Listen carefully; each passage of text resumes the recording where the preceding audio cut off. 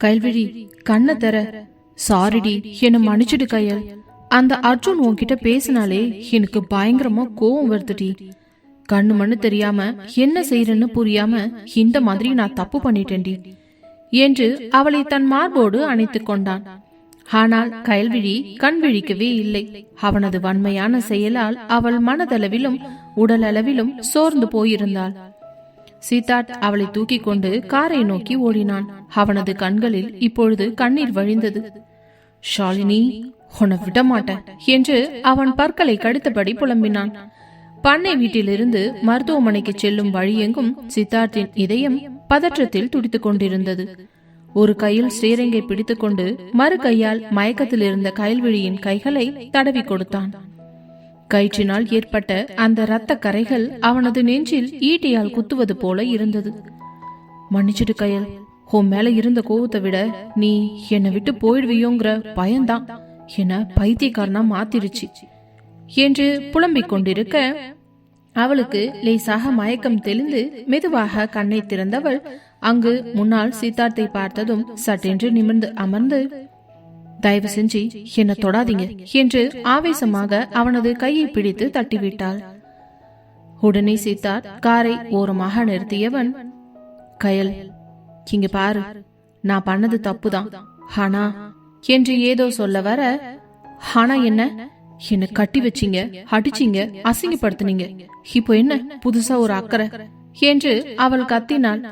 சித்தார்த் அவளை பேச விடாமல் சட்டென்று அவளது முகத்திற்கு மிக அருகில் வந்தான். அவனது தீர்க்கமான பார்வை அவளது இதழ்களை நோக்கியது. அதில் கைல்விழி அப்படியே உறைந்து போனாள். அவனது மூச்சுக்காற்று அவளது முகத்தில் அனலாய்ப்பட அவன் அவளது இரு கைகளையும் பற்றி காரின் இருக்கையோடு சேர்த்து அழுத்தியவன், ஏண்டி இவ்ளோ கோவமா பேசுற? நான் உன்னை என்ன வேணாலும் பண்ணுவேன், ஏன்னா நீ என் பொண்டாட்டி.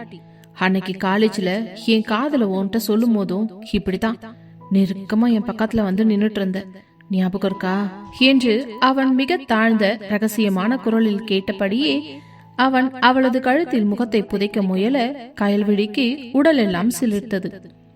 அவளது கோபம் ஒரு புறம் இருந்தாலும் அவனது அந்த பழைய வாசனையும் நெருக்கமும் அவளை அறியாமலேயே அவளது இதய துடிப்பை எகிர வைத்தது.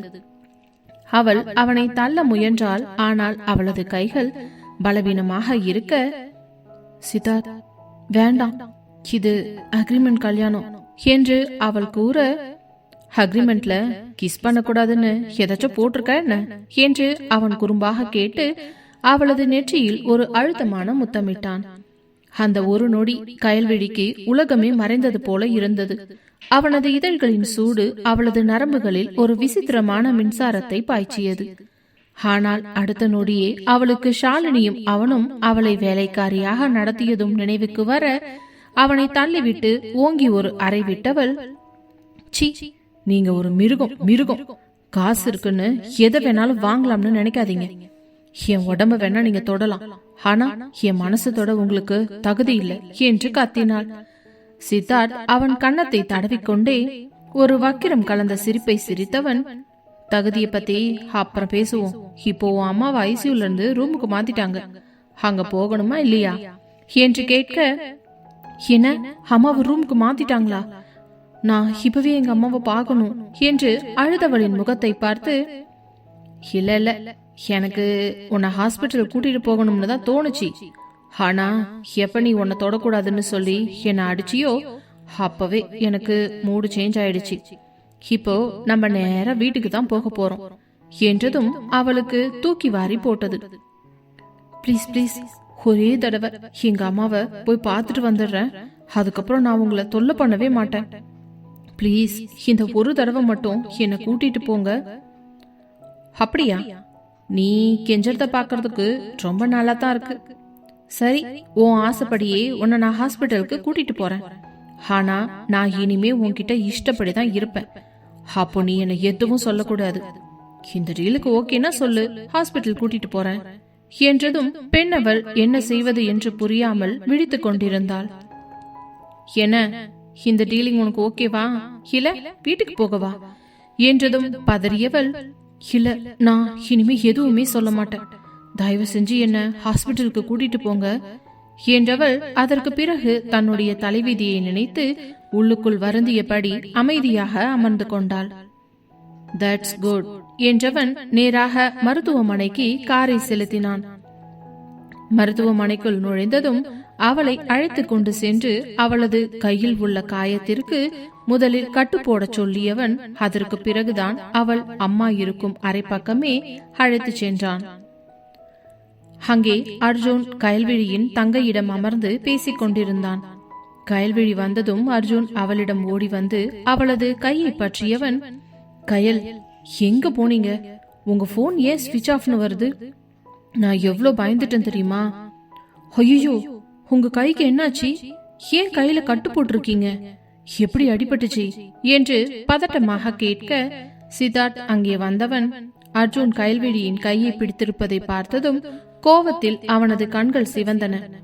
அவன் அர்ஜுனின் கையை வன்மையாக தட்டிவிட்டவன், மிஸ்டர் அர்ஜுன், இது அவங்க ஃபேமிலி மேட்டர். நீங்க நம்ம கம்பெனில ஒரு மேனேஜர், அந்த லிமிட்டோட இருங்க ஏன் போ என்று சொல்ல வந்தவன் அந்த வார்த்தையை விழுங்கிவிட்டு, என் ஸ்டாஃப் கயல்விழிக்கு என்ன உதவி வேணும்னாலும் நான் பார்த்துப்பேன் என்று கயல்விழியின் இடுப்போடு சேர்த்து அணைத்து தன் பக்கம் இழுத்து கொண்டான். அதை பார்த்த அர்ஜுன் அதிர்ந்து போனான். என்ன சார், இப்போ எதுக்கு அவங்க மேல கை போடுறீங்க? நீங்க தான் அவங்கள வேலைக்காரின்னு சொன்னீங்கல்ல. நான் என்ன வேணாலும் சொல்லுவேன். இப்போ இவளை கூட்டிட்டு நான் வீட்டுக்கு போகணும். நீ இங்கிருந்து கிளம்பலாம் என்று அதிகாரமாக சொன்னான் சித்தார்த். கயல்விழிக்கு மிகவும் சங்கடமாக இருந்தது. அர்ஜுன் சார், நீங்க கிளம்புங்க, நான் பாத்துக்கிறேன் என்று சொல்லி அவனை அனுப்பி வைத்தாள். அதே நேரம் வித்யா ஓடி வந்து, அக்கா, எப்படி உன் கையில அடிபட்டுச்சு?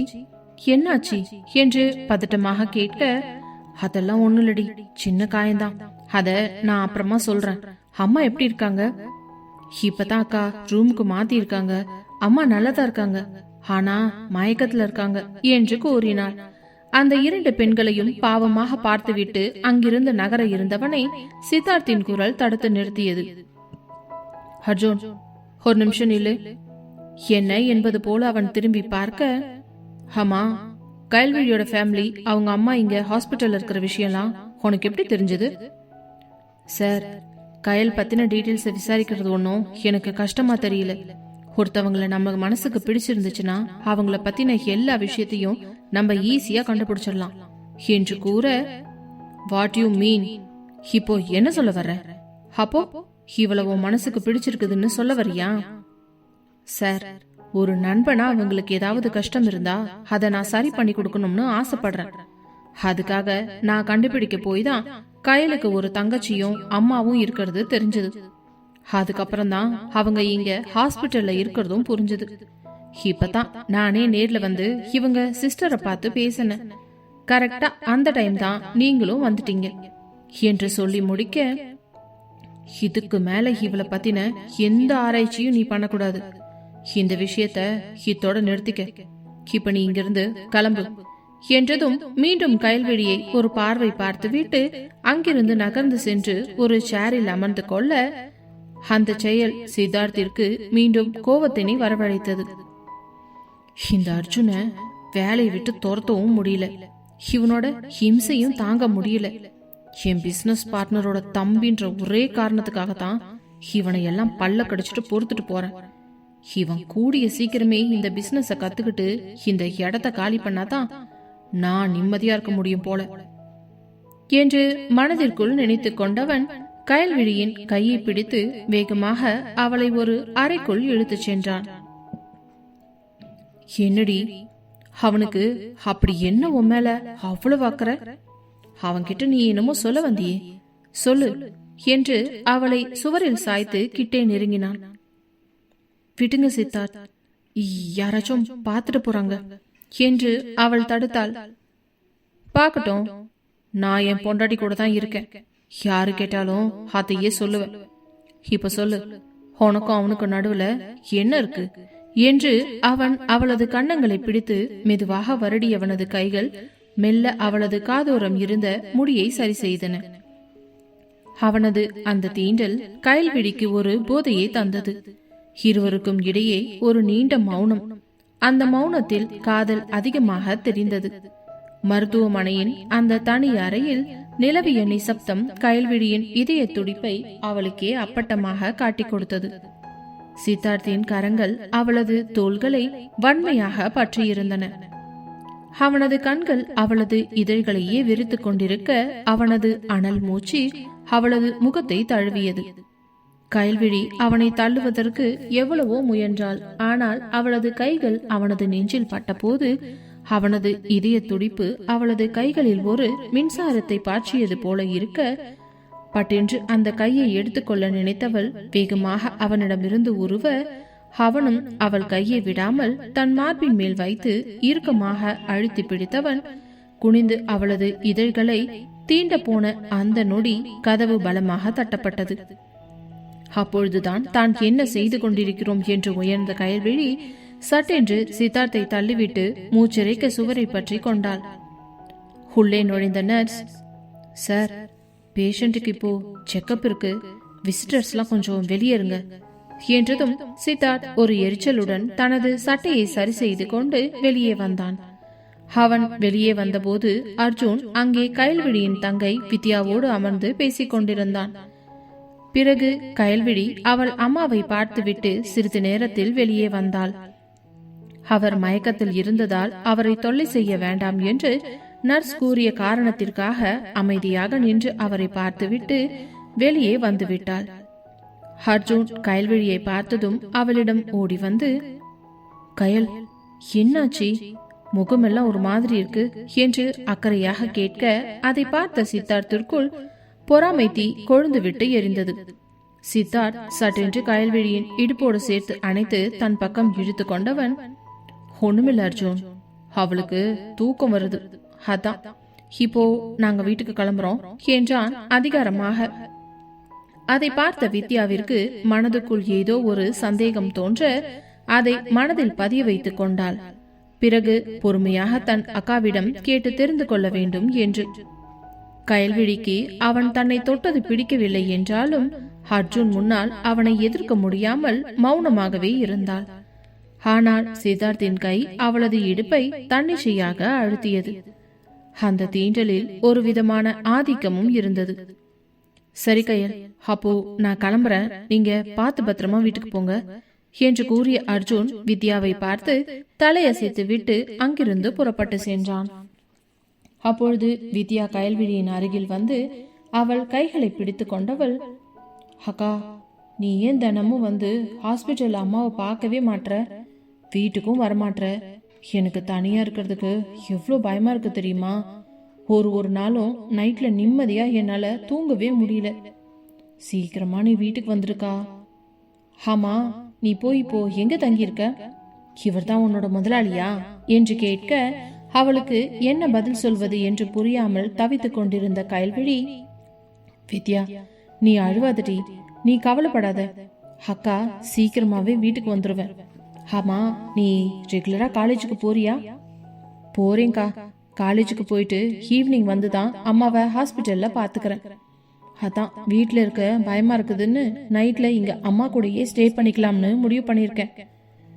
இன்னைக்குதான் அம்மாவை ரூமுக்கு ஷிஃப்ட் பண்ணிட்டாங்கல்ல, இனிமே அவங்க கூடவே நான் இங்க ஸ்டே பண்ணிக்கிறேன்கா என்று பாவமாக கூறிய தங்கையை பார்த்தவளுக்கு மனமெல்லாம் வேதனையில் நிறைந்தது. சாரிடி, உன்னை என் கூட வச்சு பார்த்துக்க முடியாத ஒரு இக்கட்டான சூழ்நிலையில நான் இருக்கேன். இப்போதைக்கு எனக்கு இந்த வேலை எவ்வளவு முக்கியம்னு உனக்கே தெரியும். அந்த வேலை இருந்தா தான் அம்மாவை நம்மளால காப்பாற்ற முடியும். கொஞ்ச நாளைக்கு மட்டும் நீ அட்ஜஸ்ட் பண்ணிக்கோடி, எப்படியாவது உன்னோட படிப்பை நீ நல்லபடியா முடிச்சிடு. இந்த வருஷம்தான் உன்னோட ஃபைனல் இயர், அதுக்கப்புறம் நீயும் வேலைக்கு போக ஆரம்பிச்சிட்டனா நானும் கொஞ்சம் நிம்மதியாயிடுவேன் என்று கண்ணீரோடு கூறிய அக்காவை பார்த்தவள் அவளை இறுக்கமாக அணைத்து கொண்டு, இட்ஸ் ஓகேக்கா, நீ எதை நினைச்சும் வருத்தப்படாத, நிச்சயமா நான் ரொம்ப தைரியமான பொண்ணு. உன் தங்கச்சியை பத்தி இனிமே நீ ஒரு நிமிஷம் கூட யோசிக்க தேவையில்லை.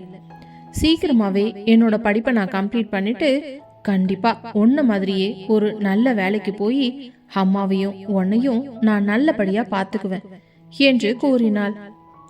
கயல்விழிக்கோ என்ன பதில் சொல்வது என்று தெரியவில்லை. இப்போதைக்கு அந்த அக்ரிமெண்ட் கல்யாணம் யாருக்கும் தெரியக்கூடாது என்பதனால் அவள் தங்கையிடமும் அதை பற்றி பேச முடியாது. சரிக்கா, நீ எங்க இருக்கிறன்னாவது சொல்லிட்டு போ. எனக்கு உன்னை பார்க்கணும்னு தோணுச்சுன்னா நான் வந்து பார்த்துட்டு போவேன்ல என்றதும் அவசரமாக மறுத்தவள், இல்ல வித்யா, அப்படியெல்லாம் எதுவுமே இல்லை. நான் இனிமே டெய்லியுமே ஈவினிங்ல அம்மாவை வந்து பார்த்துட்டு போறேன். அது மட்டும் இல்ல, உனக்கு எப்பெல்லாம் என்ன பார்க்கணும்னு தோணுதோ ஒரே ஒரு ஃபோன் பண்ணு. அன்னைக்கு ஈவினிங்கே நம்ம 2 பேரும் ஒன்னா மீட் பண்ணலாம், சரியா? சரிக்கா, ஆனா நீ இருக்கிற இடத்துக்கு நான் வரக்கூடாதா என்ன? இல்லடி, நான் ஒரு ஹாஸ்டல்ல இருக்கேன். அங்க வெளியாளுங்களுக்கெல்லாம் பர்மிஷன் கிடையாது. யாரும் என்னை தேடி வரக்கூடாதுன்னு ஸ்ட்ரிக்டா சொல்லி வச்சிருக்காங்க. ஓ அப்படியா? ஆனா நம்ம வீடு இருக்கும்போது நீ எதுக்காகக்கா ஹாஸ்டல்ல போய் தங்குற என்ற கேள்விக்கு அவளுக்கு நிஜமாலுமே என்ன பதில் சொல்வது என்று ஒன்றுமே புரியவில்லை. அவள் எதையோ யோசித்தபடி நின்றிருக்க, சரிக்கா, நீ எது செஞ்சாலும் அதுல ஒரு காரணம் இருக்கும். எனக்கு உன்னோட சிச்சுவேஷனும் புரியுது. நீ இப்படியே இரு, ஆனா உடம்ப பாத்துக்கோ. உன்னை பார்க்காம பேசாம என்னால இருக்கவே முடியல. பைத்தியம் பிடிக்கிற மாதிரி இருக்குது. சரி வித்யா, நீ போய் தூங்கு, நான் கிளம்புறேன். காலையில காலேஜ் போகணும்ல. ஆமாக்கா, சரி நீயும் கிளம்பு என்று கூறிவிட்டு அவள் தன் தாய் இருக்கும் அறைக்குள் நுழைந்து கொண்டாள். அவள் பேசி முடித்து வரும் வரை காரில் காத்து கொண்டிருந்தான் சித்தார்த். அவள் காரில் ஏறி அமர்ந்ததும் அவன் ஒரு வார்த்தை கூட பேசவில்லை. காரை மின்னல் வேகத்தில் ஓட்டினான். அவனுடைய வேகத்தை பார்த்து பெண்ணவள் பயந்து நடுங்கி போனவள், கொஞ்சம் மெதுவா போங்க சார், எனக்கு ரொம்ப பயமா இருக்கு என்றாள் கயல்விழி. சித்தார்த் காரை சட்டென்று பிரேக் போட்டு ஒரு மரத்தடியில் நிறுத்தினான். பயமா இருக்கா? காலேஜ்ல அந்த பையன் கூட சுத்தும் போது இந்த பயமெல்லாம் எங்க போச்சு கயல்விழி? இப்போ அர்ஜுன் முன்னாடி மட்டும் ஏன் இவ்ளோ நடிக்கிற என்று அவளது கையை பிடித்து தன் பக்கம் இழுத்தான். அவளது முகம் அவனது முகத்திற்கு மிக அருகில் வந்தது. கயல்விழி அவனது கண்களை பார்த்தாள். அதில் வெறுப்பு இருந்தாலும் ஆழமான ஒரு ஏக்கம் தெரிந்தது. சித்தார்த், நீங்க என்ன தப்பா புரிஞ்சுகிட்டு இருக்கீங்க என்று அவள் சொல்ல முயல, தப்பா புரிஞ்சுக்கிட்டேனா? அன்னைக்கு ஃபேரவர் பார்ட்டியில நீ சொன்ன வார்த்தை இன்னும் என் காதுல கேக்குதுடி. போடி, நீயும் ஹோம் மிடில் கிளாஸ் கௌரவமும் என்று சொல்லிக்கொண்டே அவளது கழுத்தோரம் முகத்தை புதைத்தான். அவனின் அந்த திடீர் செயலில் கயல்விழிக்கு உடல் எல்லாம் நடுங்கியது. அவனது தாடியின் உரசல் அவளது மென்மையான கழுத்தில் ஒரு விதமான சிலிர்ப்பை ஏற்படுத்தியது. அவள் அவனை தள்ள வேண்டும் என்றுதான் நினைத்தாள். ஆனால் அவனது நெருக்கம் அவளை அறியாமலேயே அவளை செயலற்றவளாக்கியது. அவனது நெருக்கத்தில் அவளை அறியாமலேயே அவனது சட்டையை பற்றி இழுத்தவளின் நகங்கள் அவனது முதுகில் அழுத்தமாக பதிந்தன. அந்த வழியில்தான் சுயநினைவிற்கு வந்த சித்தார்த் சட்டென்று அவளை பிடித்து தள்ளிவிட்டவன், சி, ஓ மேல எனக்கு இன்னமும் ஆசை இருக்குதுன்னு நினைச்சுக்காத. இது வெறும் பழி வாங்குற ஒரு வழிதான். உன்னை கஷ்டப்படுத்தணும்னா உன்னை எனக்கு அடிமையாக்கணும் என்று கோபமாக சொல்லிவிட்டு காரை மீண்டும் கிளப்பினான். கயல்விழி ஜன்னல் ஓரம் திரும்பி அழுது கொண்டே வந்தாள். அவனுக்கு தன்மீது காதல் இருக்கிறதா இல்லையா என்று அவளால் கவனிக்கவே முடியவில்லை. வீட்டிற்கு வந்ததும் கயல்விழி அழுது கொண்டே உள்ளே வர ஹாலிலேயே ராஜேஸ்வரியும் ஷாலினியும் அமர்ந்திருந்தனர். ராஜேஸ்வரி கயல்விழியை பார்த்ததும் கோபமாக எழுந்தவர், சித்தார்த், இந்த திருடியை எதுக்கு மறுபடியும் இங்க கூட்டிட்டு வந்த என்று கத்தினார். ஒரு நிமிஷமா, ஏன் அவசரப்படுறீங்க? கொஞ்ச நேரம் அமைதியா இருங்க. அவ திருடின்னு சொல்றீங்கல்ல, அதுக்கு ஏதாவது ப்ரூஃப் உங்ககிட்ட இருக்கா என்றதும் ஷாலினியும் ராஜேஸ்வரியும் ஒருவரையொருவர் பார்த்து திருத்திருவென்று முழித்தனர். என்ன சித்தார்த் சொல்ற? என்னோட நகைய இவ கையில கொடுத்து தானே பீரோல வைக்க சொன்ன. அதுக்கப்புறம் அந்த நகையவே காணோம். திரும்பி தேடி பார்க்கும்போது அது அவளோட ரூம்ல தானே இருந்துச்சு. அப்போ அந்த நகைய அவ தானே திருடி வச்சிருக்கான்னு அர்த்தம். இதை விட ஒரு ஆதாரம் வேற என்ன வேணும் உனக்கு? கண்டிப்பா வேணுமா? எனக்கு எதுக்கா இருந்தாலும் சரியான ஆதாரம் வேணும். அந்த ஆதாரம் இப்போ எனக்கு கிடைச்சிருக்கு. அதை உங்க முன்னாடி காட்டணும்னு நினைக்கிறேன். அப்பத்தானே இவளை பத்தி உங்களுக்கும் தெரியும். என்று கூறவும் இருவரும் என்னவென்று தெரியாமல் விழித்துக் கொண்டிருந்தனர். அப்பொழுது சரியாக விக்கியும் அங்கே வந்து சேர்ந்தான்.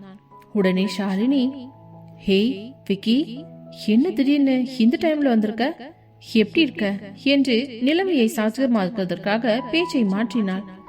ஆனால் விக்கி அவளை பெரிய விஷயமாக கண்டு கொள்ளாமல் சித்தார்த்தின் அருகில் வந்து நிற்க, சித்தார்த் விக்கியை பார்த்து, டே மச்சான், அந்த சிசிடிவி வீடியோவை டிவியில் ஆன் பண்ணடா என்று கூற ராஜேஸ்வரிக்கும் ஷாலினிக்கும் பயத்தில் முகமெல்லாம் குப்பென்று வியர்க்க ஆரம்பித்தது. அந்த வீடியோவில் ஷாலினி வைர நெக்லஸை வைக்கும் காட்சி வந்ததும் ஹாலில் இருந்த அனைவரும் உறைந்து போனார்கள். சித்தார்த் ஷாலினியை தீயாக முறைத்து பார்த்து கொண்டிருந்தான். ஷாலினிக்கோ சித்தார்த் பார்க்கும் பார்வையிலேயே உடல் எல்லாம் நடுங்க ஆரம்பித்தது. சித்தார்த், அது சும்மா ஒரு விளையாட்டுக்கு என்று ஏதோ உளறிக் கொண்டிருக்க வேகமாக ஷாலினியின் கன்னத்தில் பலார் என்று ஒரு அறை விட்டான். அவன் அம்மா கயல்விழியை அடித்ததன் வலி இப்பொழுதுதான் அவனுக்கு குறைந்தது போல இருந்தது. விளையாட்டா? என் கௌரவத்தோட விளையாடுறியா? மரியாதையா இப்பவே இந்த வீட்டை விட்டு வெளியே போ, இல்லனா போலீஸ்ல ஒப்படைச்சிடுவேன் என்று அவளை மிரட்டினான். ஷாலினியோ நடுங்கி போனாள். சித்தார்த், அது நான் உன்னை லவ் பண்ற சித்தார்த். இவ வந்தா எங்க நீ என்ன விட்டுடுவியோன்னு பயந்துட்ட, அதனாலதான் இப்படி பண்ணிட்ட என்று விம்மி விம்மி அழுதாள். நீ லவ் பண்றதுக்காக ஒருத்தவங்களோட கேரக்டரையே அசிங்கப்படுத்துவியா என்று கோவத்தில் எரிமலையை போல வெடித்து சிதறினான். ஆனால் ஷாலினி காலேஜில் என்ன சூழ்ச்சி செய்தாள் என்பது இன்னும் சித்தார்த்திற்கு தெரியாது. அது தெரிந்தால் அவளை உயிரோடு எரித்து விடுவான். அப்பொழுதும் அவள் அங்கேயே நின்று கொண்டிருக்க, இப்போ நீயா வெளியில போறியா, இல்ல நானே உன்னை கழுத்து பிடிச்சி வெளியே துரத்தட்டுமா என்றதும் அவளுக்கு வேறு வழி இல்லாமல், வேணா சித்து, நானே போய்க்கிறேன் என்று கூறிவிட்டு அறைக்கு சென்று தன்னுடைய பெட்டியை எடுத்துக்கொண்டு வெளியே கிளம்பினாள். ஷாலினி வெளியே போகும்போது கயல்விழியை பார்த்து, நீ ஜெயிச்சிட்டதா நினைக்காத கயல், சீக்கிரமே சித்தார்த் உன்னை நடுத்தெருவுல நிப்பாட்டுவான் என்று சபதமிட்டு சென்றார். அவள் கூறி சென்றதில் கயல்விழிக்கு வயிற்றில் பயப்பந்து உருள தொடங்கியது. அப்பொழுது சித்தார்த்தின் அம்மா, அம்மா, நீங்க வளர்த்த உங்க ஷாலினி இன்னைக்கு என்ன காரியம் பண்ணிருக்கான்னு பாத்தீங்கல்ல. என்ன பொறுத்த வரைக்கும் தப்பு யாரு செஞ்சாலும் அது தப்புதான். அது ஷாலினியா இருந்தாலும் சரி, கயல்விழியா இருந்தாலும் சரி. இனிமே இந்த வீட்டுல இந்த மாதிரி எந்த ஒரு விஷயமும் நடக்காம இருக்கணும்னு நான் ஆசைப்படுறேன். அது உங்க கையில தான் இருக்கு என்று கயல்விழியை ஆழமாக ஒரு பார்வை பார்த்து விட்டு தன்னுடைய அறைக்கு சென்று விட்டான். அவன் சென்றதும் கயல்விழியை எரித்து விடுவது போல நின்று முறைத்து கொண்டிருந்த ராஜேஸ்வரி, என்னடி என் மருமகளை இந்த வீட்டை விட்டு துரத்திட்டா என் பையன் கூட சேர்ந்து சந்தோஷமா வாழ்ந்துடலாம்னு கனவு கண்டியா?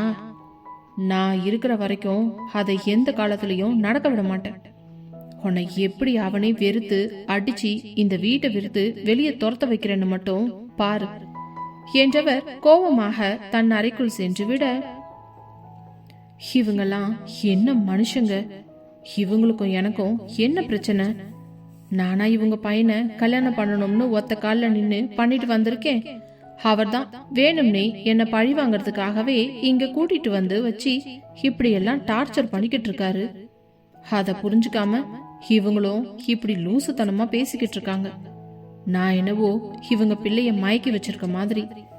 அந்த மனுஷனுக்கு என் மேல காதல் இருக்குதா இல்லையான்னு தெரியாமலேயே நான் இன்னும் குழம்பிக்கிட்டு இருக்கேன்.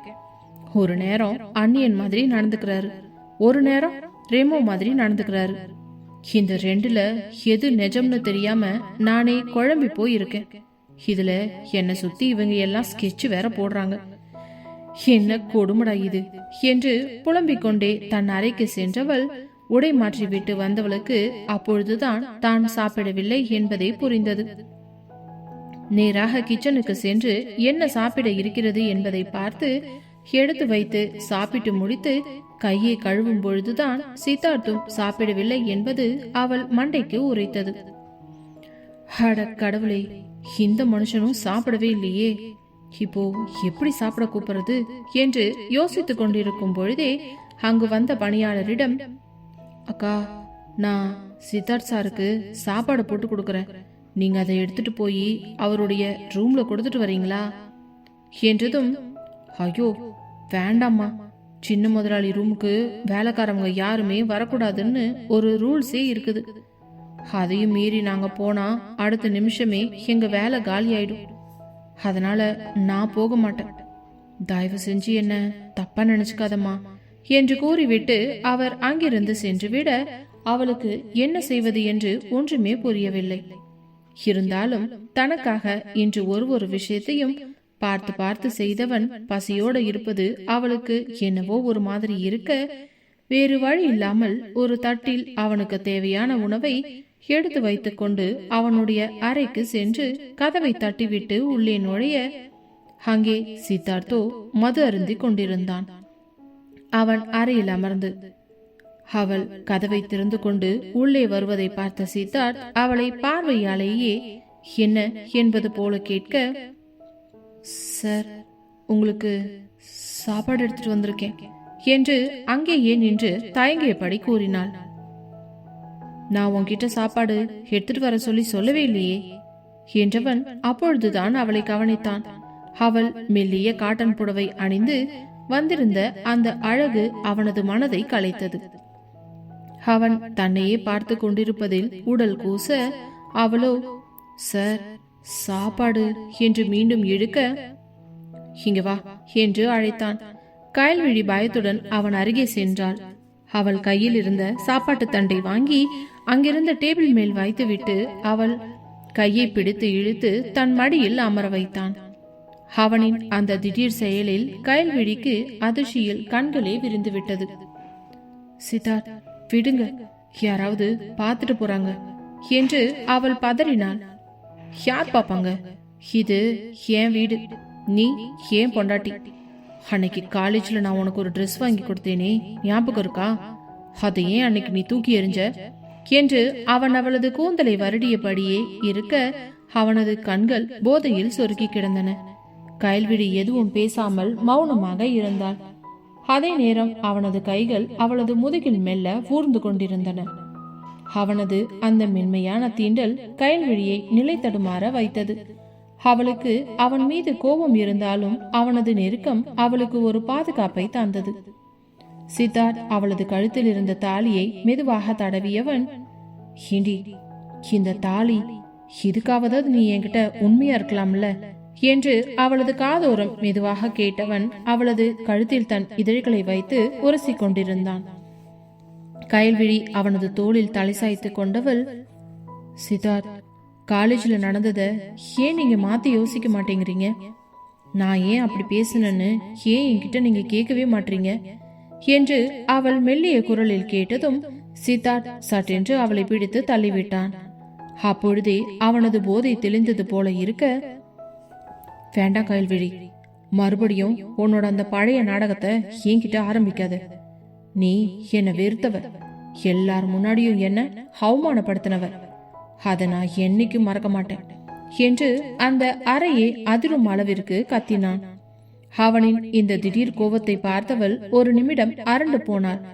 கண்களிலிருந்து கண்ணீர் தாரை தாரையாக வழிந்து கொண்டிருக்க, இன்னும் எதுக்கடி இங்க நிக்கிற, மரியாதையா என் ரூமை விட்டு வெளியே போ என்று வார்த்தைகளை கடித்து துப்ப கயல்விழி அழுது கொண்டே அங்கிருந்து ஓடினாள்.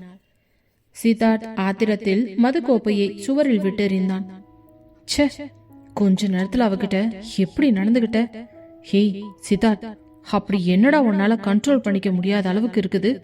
அவ உன் பக்கத்துல வந்தா உனக்கு புத்தி கெட்டு போயிடுமா என்று தன்னைத்தானே திட்டிக் கொண்டான். அவனால் அவளை வெறுக்கவும் முடியவில்லை, அவளது காதலை முழுமையாக நம்பவும் முடியவில்லை. அழுது கொண்டே சென்று தன் அறையில் விழுந்த கயல்விழிக்கு சித்தார்த்தை சுத்தமாகவே புரிந்து கொள்ள முடியவில்லை. இவர் ஏன் தான் இப்படி மாறி மாறி நடந்து என்ன குழப்பறாரோ தெரியல. இதுக்கு மேல அவரே நம்ம கிட்ட நெருங்கி வந்தாலும் நாம அவரை விட்டு விலகி இருக்கிறது தான் நல்லது. முதல்ல அவரே நெருங்கி வருவாரு, அப்புறம் அவரே நம்மள கஷ்டப்படுத்திட்டும் போவாரு. அதுக்கு விலகி இருக்கிறது எவ்வளவோ மேல் என்று தன் மனதை திடப்படுத்திக் கொண்டவளுக்கு அன்றைய இரவு தன் தாயை போய் பார்த்துவிட்டு வந்தது மனம் முழுக்க நிம்மதி நிறைந்திருக்க அந்த சந்தோஷத்துடனேயே அப்படியே படுத்து உறங்கி போனாள். மறுநாள் அலுவலகத்தில் ஒரு பெரிய குழப்பம் ஏற்பட்டது. அர்ஜுன் ஒரு புதிய ப்ராஜெக்ட் விஷயமாக கயல்விழியை அவள் அறையில் சந்திக்க சென்றவன், கயல், உள்ள வரலாமா? வாங்க சார் என்றவள் எழுந்து நிற்க, பரவாயில்ல கயல், உட்காருங்க என்று கூறியவன் அவள் பக்கத்தில் சென்று நின்று கொண்டு, இந்த ஃபைல்ல ஒரு தப்பு இருக்குது கயல், கொஞ்சம் அது என்னன்னு செக் பண்றீங்களா என்று அவன் அவளுடைய மேஜையில் அந்த ஃபைலை வைத்துவிட்டு எந்த இடத்தில் தவறு இருக்கிறது என்று தன் விரலை வைத்து சுட்டி காட்டிக் கொண்டிருந்தான். அப்பொழுது அர்ஜுனின் கை கயல்விழியின் தோளில் தற்செயலாக பட்டது. இதை கேமராவில் பார்த்த சித்தார்த் புயலாக அவளின் அறைக்குள் நுழைந்தவன், அர்ஜுன், உனக்கு வேற வேலையே இல்லையா? எதுக்கு இவன் மேல வந்து கை வைக்கிற என்று கத்தினான். சார், இது ஜஸ்ட் ஒரு சின்ன டிஸ்கஷன், இதுக்கு நீங்க ஏன் இவ்ளோ ரியாக்ட் பண்றீங்க என்று அர்ஜுன் கேட்க, சித்தார்த் கோபத்தில் கயல்விழியின் கையை பிடித்து இழுத்து கொண்டு வெளியே வந்தவன், இனிமே இவன் கூட உன்னை நான் என்னைக்குமே பார்க்க கூடாது. அதை மீறினா உங்க அம்மாவுக்கு அடுத்த மாசம் நடக்க வேண்டிய ஆபரேஷன் நடக்காது, புரிஞ்சுதா என்று மிரட்டியவன், ஒழுங்கு மரியாதையா நாளையிலிருந்து என் ரூம்குள்ளேயே வந்து உட்காந்து வேலையை பாரு. உனக்கு நான் தனி கேபின் ரெடி பண்றேன். இனி உன்னை தனியா எல்லாம் விட்டு வைக்க முடியாது. எந்த நேரமும் நீ என்ன பண்றேனோ என்னால பாத்துக்கிட்டும் இருக்க முடியாது. எனக்கு என்ன வேற வேலை இல்லைன்னு நினைச்சுக்கிட்டு இருக்கியா? எப்போ பார்த்தாலும் அவன் உன் பின்னாடி சுத்திக்கிட்டு இருக்கானா, இல்ல நீதான் அவன் பின்னாடி சுத்திக்கிட்டு இருக்கியா? ரெண்டு பேரையும் ஒன்னா பார்த்தாலே எனக்கு செம்மையா காண்டாகுது. அந்த அர்ஜுன் மனசுக்குள்ள என்னதான் நினைச்சுக்கிட்டு இருக்கான்? எதுக்கு இப்படி அடுத்தவன் பொண்டாட்டி பின்னாடி சுத்திக்கிட்டு இருக்கான்? என்ன சார் பேசுறீங்க? அவருக்கு நான் தான் உங்க பொண்டாட்டின்னு தெரியாது இல்ல? இங்க பாரு, அவனுக்கு நீ தான் என் பொண்டாட்டின்னு வேணா தெரியாம இருக்கலாம். ஆனா உனக்கு கல்யாணம் ஆயிடுச்சு, உனக்கு ஒரு புருஷன் இருக்கான்றது உனக்கு தெரியும் இல்ல? இது தெரிஞ்சும் அவன் எந்த அளவுக்கு உன்கிட்ட நெருங்கி நெருங்கி வர்றானா, அப்போ உன்கிட்ட இருந்து என்ன எதிர்பார்க்கறான்? இந்த அழகு தானே என்று அவள் தாடையை பிடிப்பி திருப்பி காட்ட, அவளுக்கு என்ன பதில் சொல்வது என்று தெரியாமல் அமைதியாக நின்று கொண்டிருந்தாள். இங்க பாருடி, நான் உன் கூட சேர்ந்து வாழறேன் வாழல, அதெல்லாம் ரெண்டாவது விஷயம். ஆனா நீ என் பொண்டாட்டி. இந்த சித்தார்த்தோட பொண்டாட்டிய எவனாவது சும்மா பார்த்தா கூட அவன் கண்ணை நான் தோண்டிடுவேன். இவ எப்ப பார்த்தாலும் உன்னை உரசிக்கிட்டே இருக்கான். என்னைக்கு ஒரு நாள் என்னோட கோபம் அதிகமாகி அவனை போட்டு தள்ள போறனோ தெரியல. எனக்கு என்னவோ அந்த நாள் கூடிய சீக்கிரமே வரும்னு தான் தோணுது என்று கத்திவிட்டு அங்கிருந்து வெளியில் புறப்பட்டு சென்று விட்டான். போகும் அவனையே நின்று பார்த்து கொண்டிருந்தவளுக்கு அவனின் இந்த பொசசிவ்னஸ் ஒரு புறம் பயத்தினை கொடுத்தாலும் மறுபுறம் அவனுக்கு தன் மீது இன்னும் அக்கறை இருக்கிறது என்பதை உணர்த்தியது. ஆனால் சித்தார்த்தின் மனதில் இன்னும் அந்த வஞ்சம் கொஞ்சம் கூட குறையவில்லை.